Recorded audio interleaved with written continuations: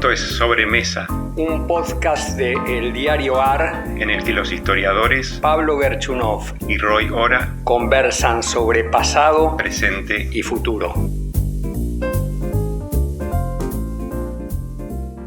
¿Qué tal? ¿Cómo te va, Roy? Pablo, ¿cómo estás? Bien, ¿Qué decís? bien. Nos tomamos vacaciones. Volvimos. Lo vi a Culfas el otro día en El Diario, pero no hablando de desarrollo productivo, sino de problemas macroeconómicos, el Fondo Monetario, etcétera, etcétera. Sin embargo, el ministro Culfas es ministro de Desarrollo Productivo. Entonces me puse a pensar en él como ministro de Desarrollo Productivo y me di cuenta de las enormes dificultades que justamente los problemas macroeconómicos le generan para pensar el problema del desarrollo.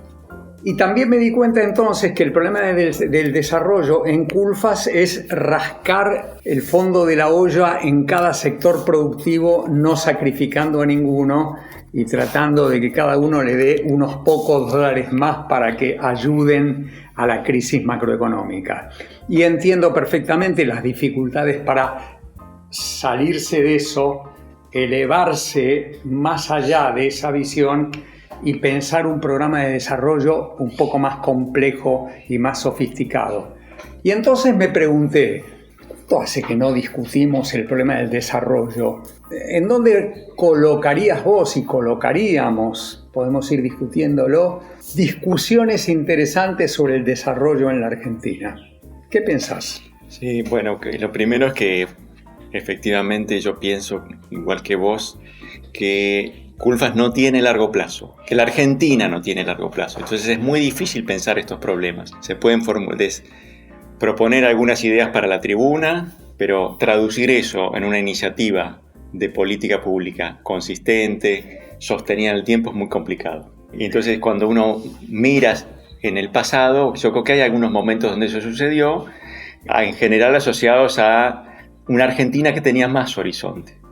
Y si tuviera que hacer una línea en la que voy poniendo algunos hitos, arrancaría en la era exportadora. Ajá. Arrancaría ahí en un momento en el que no se hablaba de desarrollo, ¿no? Donde esa palabra, que es una palabra que apareció en la posguerra, todavía no estaba en el vocabulario, pero sí estaba la palabra progreso. En la segunda posguerra, claro. 50 y 60. Probablemente de la mano de la economía del desarrollo, de la sociología, en fin, de ese paquete de ideas, ¿no? Pero en la segunda mitad del siglo XIX se habló mucho de progreso.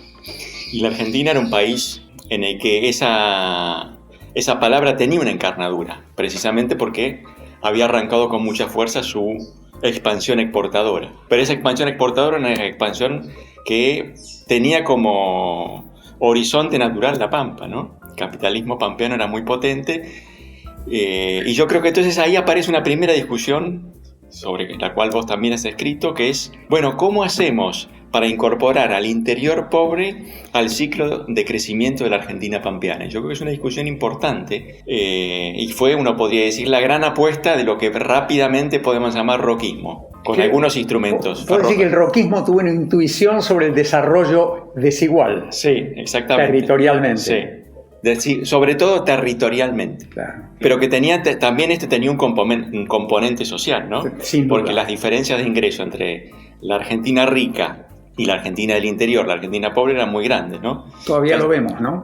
Ahora más o menos, pero siguen estando ahí. Entonces yo creo que esa es la primera discusión importante. Y la segunda también de ese momento, es decir, un momento en que la Argentina estaba creciendo muy rápido, pero un crecimiento desigual, no sé si combinado, pero por lo menos desigual, es cómo hacer para que el dinamismo de la Pampa también alimente el crecimiento de otros sectores, y en particular la industria, ¿no? ¿En qué estás pensando? Y estoy pensando, por ejemplo, en Pellegrini, en la idea de que, bueno, una economía como la nuestra requiere proteccionismo para volverse más compleja. Y entonces que ese camino es un camino que la Argentina interesante, puede... porque esa idea es incluso anterior a Roca. Sí, ¿no? Claro. Estás hablando de Pellegrini, sí, del joven Fidel López. Exactamente, del joven Pellegrini, de Vicente Fidel López. Es una idea que yo creo que, bueno, acompaña toda la expansión exportadora argentina, Así ¿no? es. Yo creo que esas son las dos primeras. Y son discusiones que no se van, sobre la cual yo creo que ayudan a la Argentina a progresar en muchos planos, Cuando arrancó, yo creo que están los estudios de Jorge Hellman sobre distribución del ingreso, ¿viste? Sí, los conozco, sí. Entonces ahí Jorge dice, el ingreso per cápita de Buenos Aires era 8 veces más grande que el de Salta. Así es. Al final de la década del 20 ya no era tan así. ¿Vos querés decir con eso, tomando a Hellman, que algún efecto tuvo entonces Sí. la política proteccionista regional y la política proteccionista sectorial? Claro, Por sí. sectorial quiero decir la idea industrialista a la Sí. Pellegrini, ¿no? Claro, proteccionismo, más ferrocarriles, más crédito, más un poco de proteccionismo para las agroindustrias, yo creo que Eso hoy es sabemos el programa cambió. de Roca. Sí, que eso cambió bastante la Argentina. La cambió, vos decís, la cambió y la diversificó. Y Exactamente. la volvió un poco más igual. Sí, Ajá. sí. Bueno, basta ver el peso de la industria argentina en la década del 20 comparado con el peso de la industria en los demás países latinoamericanos para advertirlo, ¿no? La Argentina está muy adelante. De México, de Brasil, de Chile. Una pregunta que me surge ahí es si esos son los efectos que tuvo el proyecto, vamos a llamarlo, para simplificarlo, para sintetizarlo, el proyecto roquista ampliado, o nos abandonó. Yo creo que va más para esta segunda opción, ¿no? Y es, Ajá.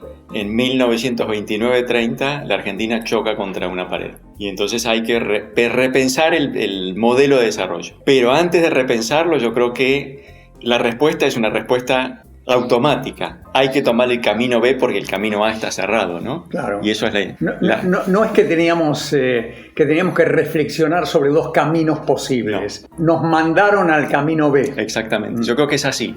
Y entonces ahí la Argentina comienza una nueva navegación en la que inicialmente creo que hay bastante consenso en que ese tiene que ser el camino porque no hay otro. Y lentamente van a ir apareciendo discusiones sobre cuáles son las dificultades que presenta este camino. Entonces yo ahí señalaría, no quiero hacer no tenemos tiempo, quizás no es el momento de hacer un desarrollo muy exhaustivo, pero uno importante es, bueno, ahora que la industria se va a convertir o se está convirtiendo o se ha convertido en el motor de desarrollo, ahora que ya no es el agro, que ya el crecimiento no se da sobre todo, solo hace las exportaciones, ¿cómo hacemos para, sobre todo después de la década del 30, que ha sido mala socialmente, cómo hacemos para mejorar el nivel de ingreso de las mayorías? Yo creo que esa es la primera discusión grande. ¿No te parece que hay otra antes en donde incluso los propios actores que impulsaron el desarrollo mercado internista, estoy pensando en Federico Pinedo y Previch, se daban simultáneamente cuenta de los límites que eso tenía? Quiero decir, porque ahí en el camino los tenemos a Pinedo y Previch en el 33 y en el 40 intentando ver cómo pueden impulsar alguna exportación industrial, ¿no? Es decir, salirse de la trampa que generó la crisis del 30. Creo que no lo lograron, definitivamente no lo lograron, ¿no? Ahí estás poniendo el dedo sobre una llaga, ¿no? Que es el tamaño del mercado interno, ¿no? Exactamente, por eso la industria quedó tan diversificada y tan poco productiva, con una productividad tan baja, porque su diversificación fue demasiado alta. Sí, obligadamente, ¿no? No le quiero echar la culpa a nadie, realmente, creo que fue así. Claro. Sí, ahí tenemos en los 30, 40 más interés en ver de qué manera hacer que las fronteras de la Argentina dejen de ser el principal obstáculo para el crecimiento en escala del sector industrial, ¿no? Es cuando se empieza a pensar en Brasil como mercado, claro. ¿no? Claro. ¿Cuál dirías que es el próximo hito? No, vos lo mencionaste recién. El próximo hito es un hito que no tiene exactamente que ver con el desarrollo, sino que tiene que ver con cómo se reparten los frutos. Quedó una Argentina desigual, socialmente desigual, y entonces aparece el peronismo como una propuesta, y yo diría, muy efectiva de resolverlo. Cuando digo muy efectiva, no quiero decir muy efectiva en el largo plazo, eso lo podemos discutir. No estoy tan seguro de que la respuesta sea no fue efectiva. Pero el hecho es que en el corto plazo seguro, no hay discusión, fue muy efectiva. El programa de Perón no es un programa hasta 1952. un programa desarrollista. Estoy sustituyendo la palabra progreso por desarrollo ahora, ¿no? En esos años se está produciendo ese desplazamiento. El cambio, claro. Sí. No es un programa desarrollista, al menos hasta 1952, ¿no? Sí. Desde 1952 se empieza a pensar de una manera, si se quiere, más parecida a como va a pensar Frondizi. Pero hasta el 52, Perón es la marcha triunfal del igualitarismo, o de la justicia social, más que, ¿no? Sí. Y de la expansión del mercado interno poniéndolo en clave económica, ¿no? Exactamente. Como motor del crecimiento económico. Entonces ahí, si nos mudamos a comienzos de la década del 50, ya aparece un nuevo escenario. Sí. ¿No es cierto? Que es este escenario donde aparecen algunas dificultades que Perón quiere resolver, sobre todo vía la incorporación de capital extranjero. Claro, de inversión extranjera directa. Sí. ¿Y por qué? Hace eso porque percibe que el sector agropecuario no le está proveyendo las divisas para sostener el crecimiento industrial. Entonces, como no lo puede sostener por la vía de un agro al que él ve y muchos van a ver después estancado, entonces busca esas divisas por el lado de la inversión extranjera directa y la profundización de la industrialización. Yo siempre veo al segundo Perón como una especie de maestro de Frondizi. Sí. Un protodesarrollista. Sí, exactamente. Entonces ahí tenemos un escenario en el cual el agro es un sector estancado. Lo ha sido desde la Gran Depresión y por 30 años el volumen de sus exportaciones no va a crecer. Sí, hasta mediados de los 60, digamos, algo parecido. Nadie da 2 mangos por el agro. Nadie da 2 mangos. Entonces todas las iniciativas, toda la mente está puesta, la energía creativa está puesta sobre todo en pensar de qué manera volver más dinámico al sector industrial. Exactamente. De modo tal de resolver los problemas del crecimiento argentino. Y ahí aparece entonces que el momento más interesante quizás de la discusión, ¿no? Sí, yo creo que es el último, como yo lo veo, el último momento en que en la Argentina hubo un debate sobre el desarrollo. Es el último momento, que son los 60 y los 70. Cuando digo un debate sobre el desarrollo, quiero decir un debate sobre estrategias de desarrollo. Porque siempre alguien me podrá decir, después vino Menem que creyó en que la libertad de mercado y la estabilidad eran condiciones suficientes para que el desarrollo o el progreso emergiera.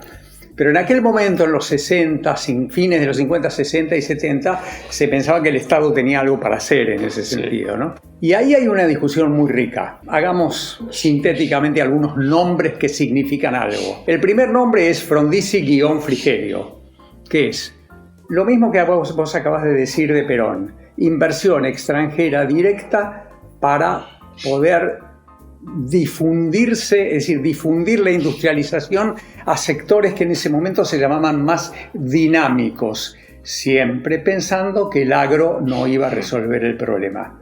Todo el tiempo se piensa eso, después veremos hasta cuándo. Eso tiene un problema, y es que la propia inversión extranjera directa genera una demanda de divisas para remitir utilidades y dividendos, y es a la vez muy mercado internista. Entonces aparecieron en los 60 y en los 70 voces para ver cómo se resolvía el problema. Y resolver el problema quería decir no una industria volcada al mercado interno como la de Perón y como la de Frondizi, sino una industria, la gran novedad, que se proveyera de sus propias divisas, partiendo del hecho de que su brecha de productividad con el agro era muy alta. Y surgen nombres interesantes.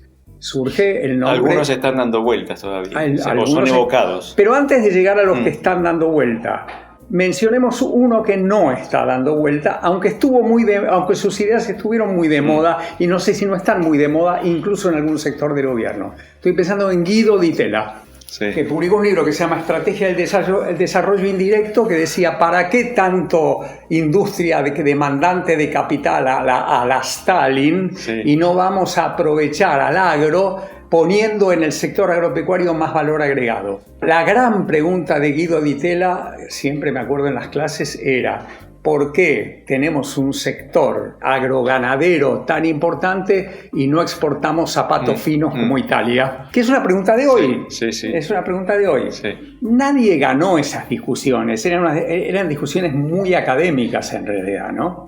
Esa es una. Después está Ferrer, que también se puso de moda hace algunos años, aunque nadie supo que se estaba poniendo de moda. Estoy hablando de un Ferrer que pensó, y la llamó así, en una estrategia integrada en el sentido de muchos sectores productivos, pero a la vez abierta. Cada sector productivo podía exportar algo de lo que estaba haciendo o todo lo que estaba haciendo. Ejemplo, en lugar de producir todo el automóvil, produzcamos para nosotros y para el mundo una parte del automóvil. Eso que era una idea que fue muy sofisticada como idea en los 90 y principios de los 2000, China del otro lado, Ferrer ya lo había dicho, se llamaba Estrategia de Desarrollo Integrado y Abierto. De nuevo, escolar, académico, reuniones en las universidades. No sé de quién me estoy olvidando, pero de uno que sí estoy dejando de lado para el final es Marcelo Diamant, que partía de la base, como todos ellos, de que el sector agropecuario no nos daba las divisas suficientes. Lo estaba diciendo en un momento en que volvía a darnos divisas, pero él todavía no lo podía percibir. Y decía, ¿cómo cerramos la brecha de productividad entre la industria y el agro? Lo cerramos con tipos de cambio múltiple, o para simplificar, con dos tipos de cambio. Un tipo de cambio para la industria que la vuelva competitiva, y un tipo de cambio para el agro que de todas maneras no nos va a dar las divisas. Esa discusión fue muy interesante, muy rica y completamente inútil en términos prácticos. Fue inútil porque se dio en vísperas del momento en el que la Argentina comenzó a derrapar, a entrar en un escenario de muy alta inestabilidad, ¿no es cierto? Claro, porque además, porque todos ellos discutían en términos de inversión extranjera directa o no, pero nadie pensaba en términos de inversiones financieras especulativas, que fue lo que apareció como gran novedad en la década del 70, y yo diría con Martínez de Hoz, y cambió entonces la manera de pensar las economías y licuó o puso en un rincón oscuro el debate sobre el desarrollo económico, ¿no? Sí. Si tuviéramos que recuperar hoy ese debate, ¿cómo lo ves vos? Yo pienso dos elementos que han cambiado. A ver. ¿Qué te parece? Uno ya lo sugerimos. Todas estas contribuciones partían de la premisa de que del campo no se podía esperar mucho. Hoy eso ha cambiado, ¿no es cierto? Cambiado. Ellos no alcanzaron a verlo, pero ya estaba teniendo lugar la expansión de los 60 y después vino una más fuerte de los 90, que hizo que, además, acompañada por cambio tecnológico, muchas transformaciones en las empresas agrarias y demás, hoy hay una conciencia muy extendida de que ese es un sector que puede ofrecerle mucho más a la Argentina de lo que se pensaba. Que genera sus propias innovaciones que le hacen producir más. Sí. Eso, dicho en los 60, 70, era una fantasía. Sí, nadie pensaba en eso. Sí. Guillermo Donel, por ejemplo, sus modelos de relaciones de clase, no lo pensaba. Ese es uno, el nuevo campo. El otro, que creo es importante, y para complementar lo que vos decías respecto a la globalización financiera, creo que también hay que señalar que en las últimas décadas se produjo una globalización productiva. ¿Y esto qué significa? Significa que ideas como las de Diamant y demás respecto al potencial exportador del sector industrial tienen que revisarse, porque ahora existe China, existe la India, existen países que exportan bienes industriales, y a la Argentina no le resulta sencillo exportar el tipo de bienes en los que estaba pensando gente como Diamant, ¿no es cierto? Entonces que aún si hoy reconocemos, y volviendo a Culfas, la importancia de exportar, esto se tiene que dar en un marco muy cambiado que obliga sobre todo a encontrar algunos nichos donde la Argentina pueda especializarse, y para eso requiere, mucha más orientación, inteligencia, producción de calidad capaz de ganar un lugar. Esto que estás diciendo me parece muy importante. Ya no es, como hubiera dicho Marcelo, una cuestión de tipos de cambio, o no es solo una cuestión de tipo de cambio. Es también una cuestión mucho más compleja de políticas productivas, de políticas sectoriales. Sí, ni tipo de cambio ni macroeconomía estable. Es más que esas dos cosas. Claro, exactamente. Es eso, pero mucho más que eso. Y yo diría, con esto lo que yo tengo para decir se acaba ahí, que en ese sentido, como no puede hacer nada con la macro, Culfas se dedica, y yo creo que con alguna inteligencia, a pensar políticas productivas sectoriales. Quizá la rentabilidad colectiva, la rentabilidad social y nacional de esas políticas no las podamos ver ahora, precisamente por los problemas macroeconómicos. Pero si esos problemas macroeconómicos se resolvieran, yo creo que las políticas productivas van a tener un rol central, ¿no? Sí. Ojalá así sea. Nos queda pendiente un tema que abre toda otra discusión, pero que no quisiera dejar de mencionarlo, y es cómo se concilia esto con la cuestión ambiental, ¿no? Que es una preocupación. Pero he leído un maravilloso, yo no diría nada, diría que lean el maravilloso artículo que escribiste con Juan Carlos Alac. Así es, en el diario La Nación. Efectivamente, no en este diario, sino en el diario La Nación. Así es. Pero bueno, yo creo que este es un tema central, es un tema de enorme relevancia, y que va a ser un tema de creciente relevancia, sobre todo porque para las nuevas generaciones adquiere una importancia que quizás para los que tenemos más de 40 o 50 no la tiene, pero me parece que lo podemos dejar para otra ocasión. Nos vemos en unos días entonces. Dale, Pablo, un abrazo.